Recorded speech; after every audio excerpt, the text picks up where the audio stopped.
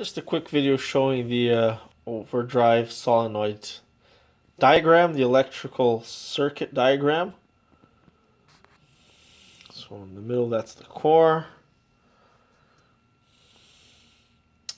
That's the hold-in coil. It's the pull-in coil. You can see it gets its ground through a set of contact points, which are opened by the core when it reaches its maximum amount of travel. It's all the way down at the bottom.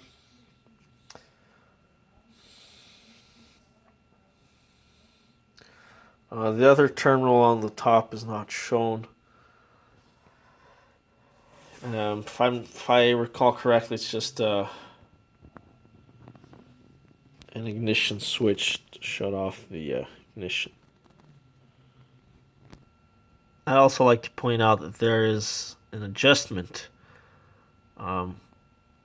for the amount of travel of the shaft. As you can see, or barely see, there are some threads on there that sort of ring there.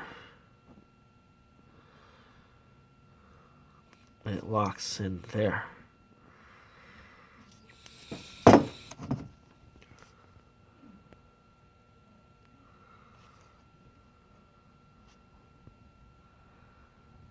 Just barely see it there. I think it's too dark.